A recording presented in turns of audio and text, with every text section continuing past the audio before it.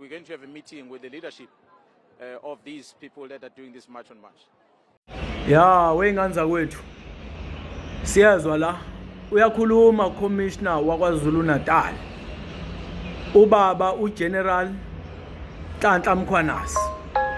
Yabona ke makukhuluma le ndoda sifuna ukuqinisekisa ke ingane kwethu ukuthi mase kukhuluma le ndoda uGeneral Nhlanhla Mkhwanasi siyalalela thina njengomafavuke njengedangabani. Sinesizathu kwesokulalela yena kuphela. Ingoba akusona isigebengu lesi. Uyena umuntu lo olwa nezigebengu. Asihambe silalela zonke imfukumfuku le imfukumfuku yezigebengu.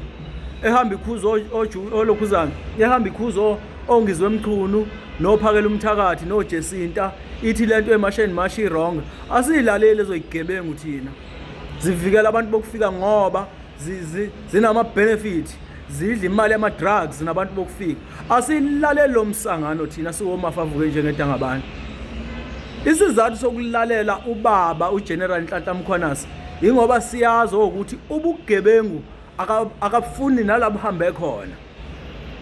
So asifuni ke abantu bezohamba behambe la bethi bayaxwayisa ngoba bevikela igebengu lezi zabantu bokufika ezidayisa ama drugs ngoba bedla imali yama drugs.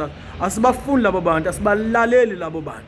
Ya nawu ke thina umuntu esimlalelayo uGeneral Nhlanhla Mkhwanasi. Njengoba esekhulumile ke bafowethu uGeneral Nhlanhla Mkhwanasi siyamuzwa la ukuthi uzoba nemeeting nabaholi bemarch and march. Ya ukuvezile kokuningi ingane kwethu la kule video. Ukuvezile ukuthi akumele kahle siyithathele umthetho ezandleni zethu. Umthetho uthathwa law enforcement. Ibona abantu ababhekelela umthetho nokubheka abantu ukuthi lo unazo yini incwadi zala eSouth Africa, lo akanazo, yabo yonke leyo nto. Thina ngesikwazi ukubuka lokho sabantu nje singawona amaphoyisa.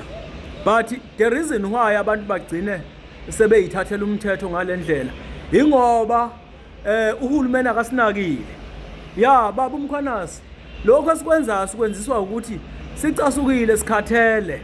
Uhulumeni akasinakile, sixhashazwa abantu bokufika bedayisa ama drugs, bebulala izingane zethu, benza konke ukusangana in our country sikhathele. Siyakucela ke baba uMkhwanasi ukuthi njengoba awuzohlangana nabaholi bemarch and march, siyazi ukuthi uyokhuza lapha yana into eyenzakalayo esiyenzayo eyenziwa abantu bemarch and march, siyakwazi lokho. But ke siyakucela ke baba uMkhwanasi ukuthi ke phela nathi ukusikhulule ngoba phela uhulumeni usibopha izandla. Uhulumeni esixhaphaza, uhulumeni ucindezela thina ngoba edla imali yama drugs nabantu bokufika, siyakwazi lokho. So ibhlungu lento esibhekene nayo, ibhlungu ngoba ibulala ikusasa leingane zethu, kubulawa izingane zethu ekugcineni. So sikhathele, kubhlungu asenze ngoba sithanda. Baba uGeneral Nhlanhla Mkhwanasi, nawe uyakwazi lokho because awuyifuni nawe lento eyenzeka in our country. Yabona besithi nje siyakulekelela. Yabona hayi sibonge ingane kodwa ke sibonge ithuba. Ya ake silindeke ubaba uGeneral Nhlanhla Mkhwanasi. Siyamlalela ke yena ngoba iphoyisa eliqotho. Ya iphoyisa esilaziyo ukuthi lisebenzela umphakathi ngokweqiniso. Asihambe silalela zonke igebengu lezi ezifana noMusi Mayimane noJulius Malema zivikela abantu bokufika ngoba zidla imali yama drugs nabantu bokufika. Asibonge ithuba zingane zakwethu.